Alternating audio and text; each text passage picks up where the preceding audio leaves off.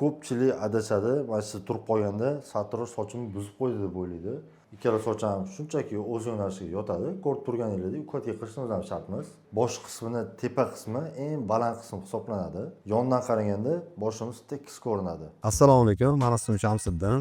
O'zbekistonda eng top premium bo'lgan Santander Barbershopning Seber filialida ishlayman. Ma'lumot uchun Toshkent bo'ylab 6 ta filialimiz bor.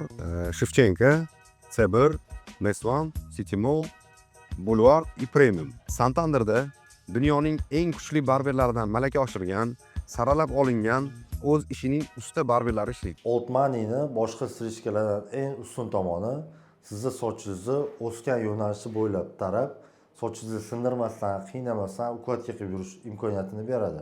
Birinchi qiladigan ishimiz o'sish yo'nalishini aniqlab olish. Buni cho'lkamizni ko'targanda yaqindan qaraganimizda o'zi o'sish yo'nalishlari ko'rinadi.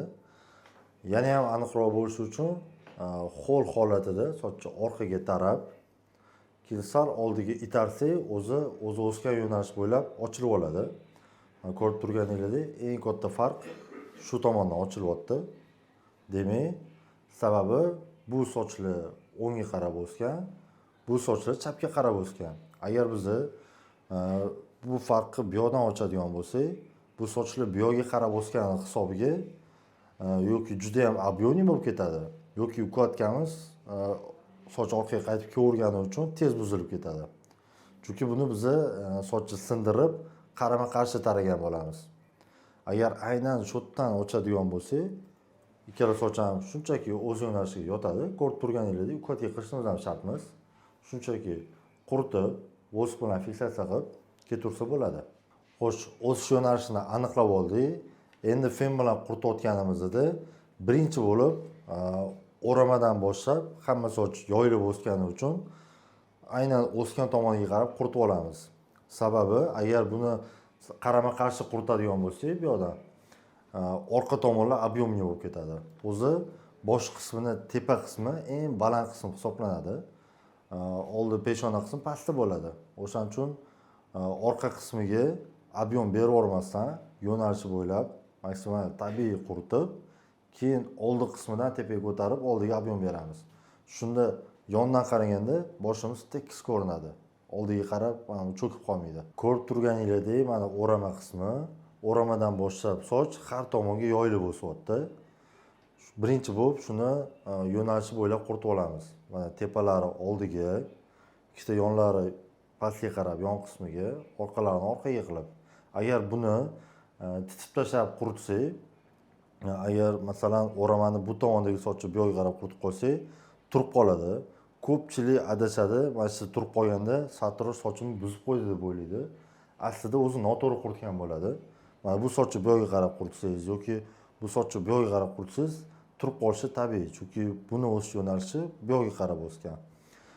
Bunaqa qurishimizning ikkinchi sababi bosh formasini tepa qismi o'zi baland hisoblanadi. Ko'pchilikda shu yerda g'urra bo'ladi yoki umuman baland bo'ladi. Peshona qismi pastga cho'kkan bo'ladi. Agar bo'tga qarama-qarshi quritib yana объем berib qo'ysak, bosh qismi cho'zilib ketadi. Agar buni yo'nalishi bo'ylab quritib, maksimal объемini kamaytirib, keyin oldiga объем beradigan bo'lsak, yondan qaraganda boshimiz tekis ko'rinadi. Peshona qismi cho'kkanini ancha bildirmay turadi. Xo'sh, hammasini yo'nalish bo'ylab quritib oldik. Ko'rib turibmiz, ortiqcha объемlar yo'q sochda. Endi qiladigan ishimiz boya farq ochilgan joyini aniqlab oldik o'sish yo'nalishidan. Xuddi shu joyga iliq havo bilan tepaga qarab havo beramiz. Shunda tabiiy farq ochilib oladi. Ko'rib turganingizdek, tabiiy bo'lib ochilyapti. Buni agar tarov bilan ochib qo'yadigan bo'lsa, juda ham notabiiy ochiladi, uncha chiroyli bo'lmaydi. Endi farq ochib olganimizdan keyin cho'lkaning qolgan qismlariga объем beramiz. Pastdan havo beramiz.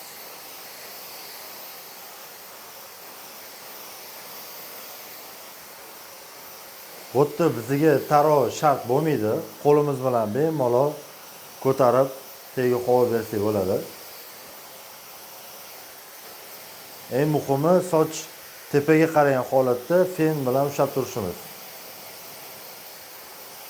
soch qaysi holatda turganida fenni berib tursangiz, soch o'sha holatda o'zini ushlab qoladi.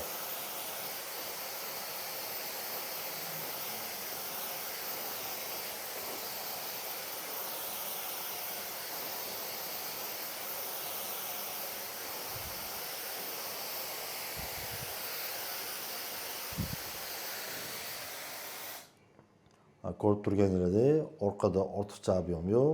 Oldilarimizga yetarlicha ob'yom berdik. Shunda peshona cho'kkan qismini bu ob'yomimiz to'ldirib turadi. E'tibordan qaraganda ham chiroyli ko'rinadi. Endi yon qismlarni toza qilib orqaga tarab olamiz. Sababi yon qismi ko'pincha qalin o'sadi, ob'yomli bo'lgani uchun orqaga taraganimizda shu ob'yomlari ketadi va yondan qaraganda soch teksturli ko'rinadi.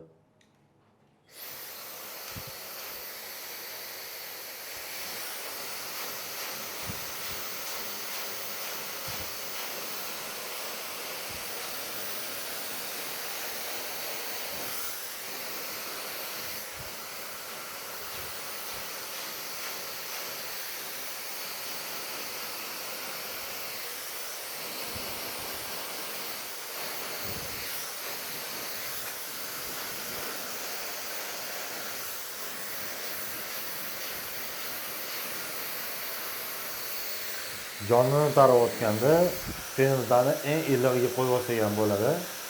Sababi kuydirib qo'yish ehtimoli bo'ladi, teriga yaqin ishlatganimiz uchun.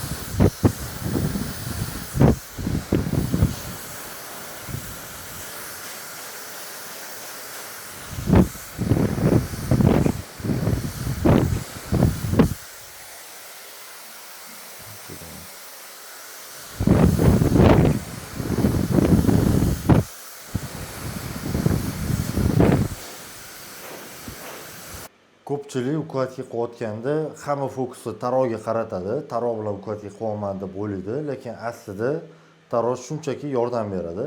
Asosiy ukladkani fen qiladi. Ko'rib turganingizdek, tarog' bo'lmasa ham fen sochimizni bo'ysuntiryapti. Mana fenda quritib oldik. Endi o'zingizlarning sochingizga qarab, pasta, pomada, voz, sizlarda nima bo'lsa, shuni ishlatsanglar bo'ladi. Men hozir Graham Hill kremini ishlataman. Bu kosmetikalarning vazifasi sizni tanlovingizga qarab, ba'zilari blesk berishi mumkin, ba'zilari tabiiy ko'rinishda, matoviy ko'rinishda bo'ladi. Asosiy vazifasi shu tushib ketadigan sochlarni tepadagi sochlarga qo'shib ushlab turishi, qayerdadir ob'yom yetmagan bo'lsa, ob'yom berish imkoniyati, naborot ob'yom ko'payib ketgan joylarni ob'yomni kamaytirish imkoniyati bo'ladi va eng muhimi tekstura beradi. Qo'limizga hamma yoqqa bir xil qilib surib oldik. Birinchi bo'lib eng ko'p uchadigan muammo peshonada mayda sochlar osilib qoladi. Shularni tepaga ko'tarib olamiz. Peshona qismi toza tursa, har doim soch akkuratli ko'rinadi. Ikkinchi bo'lib yondagi ob'yomlarni orqaga tortib olamiz. Birinchi maqsad ob'yomni ketkazish, ikkinchisi orqaga teksturli bo'lib taralishi. Keyin tepalarni uchlariga hamma yoqqa surib chiqamiz. Maqsad sochni hamma yoqiga ozgina bo'lsa ham tegishi kerak. Keyin sekin joylashtirishni boshlaymiz. O'zimiz qanaqa xohlagan bo'lsak, o'sha holatga olib kelguncha sochni joylashtiramiz. Qayerdadir ob'yom, masalan, bunaqa ko'p ko'rayotgan bo'lsangiz, uni tushirishingiz mumkin. Qayerdadir ob'yom kamroq bo'lsa, uni ko'tarib ozgina ob'yom berishingiz mumkin. Mana ukladkamiz tayyor bo'ldi. Ko'rib turganingizdek, o'zini tabiiy o'sgan yo'nalishi bo'ylab farq ochdi. Bu soch qaytib qolmaydi, tushib ketmaydi, chunki o'zi sho'tga o'sgan. Yonlarini vosk bilan tortdik, fen bilan orqaga tortib, ob'yomini kamaytirdik. Mana yondan qaraganda ham tepada ortiqcha ob'yom yo'q. Oldilariga ozgina ob'yom berdik. O'zini tabiiy valnalarni, teksturalarni qoldirdik. Bu yana ham chiroy beradi. Ko'pchilik shuni tekislashga harakat qiladi. Bu noto'g'ri deb o'ylayman. Mana bu yerda ham ko'rib turganingizdek, o'zini tabiiy valnalari bilan qoldi. Yana qaysi soch stillari sizlarga qiziq bo'ladi, kommentariyaga yozib qoldiringlar. Bunaqa videolarni yo'qotib qo'ymang.